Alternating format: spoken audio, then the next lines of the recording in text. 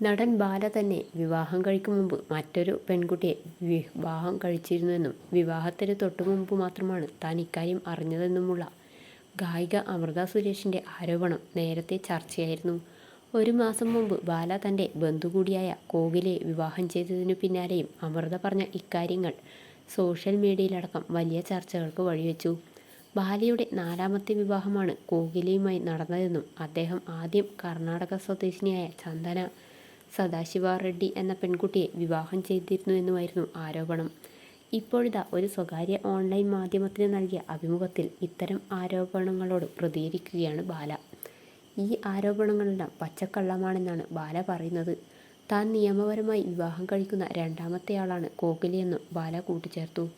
ചന്ദന സദാശിവ റെഡ്ഡി എന്ന് പറയുന്നത് താൻ ചെറുപ്പത്തിൽ പ്രണയിച്ച പെൺകുട്ടിയാണെന്നും അദ്ദേഹം പറഞ്ഞു.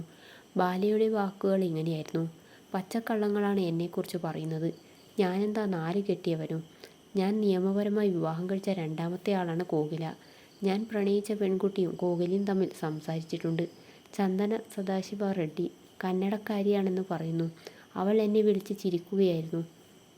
ഞങ്ങൾ പ്രണയിച്ചിരുന്നു. 6ാം ക്ലാസ് മുതൽ ഒന്നിച്ച് പഠിച്ചതാണ്. ഇക്കാര്യം ഞാൻ തന്നെ അമൃതയോട് പറഞ്ഞതാണ്. 21ാം വയസ്സിൽ ചുമ്മാ ഒരു സർട്ടിഫിക്കറ്റിന് വേണ്ടി കല്യാണം കഴിച്ചു. ഇത് ഞാൻ തന്നെയാണ് പറഞ്ഞത്. ആ വിവാഹം പിന്നീട് ക്യാൻസൽ ചെയ്തു. റെഡ്ഡി റെഡ്ഡി എന്ന് പറയുന്നുണ്ടല്ലോ. റെഡ്ഡി എന്ന് പറഞ്ഞാൽ തെലുങ്ക്, പിന്നെ എന്തിനാണ് കർണാടക എന്ന് പറയുന്നത്?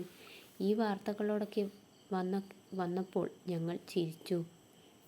ചന്ദന എന്നെ വിളിച്ചിരുന്നു US-ൽ നിന്നും എന്നും ബാല പറഞ്ഞു.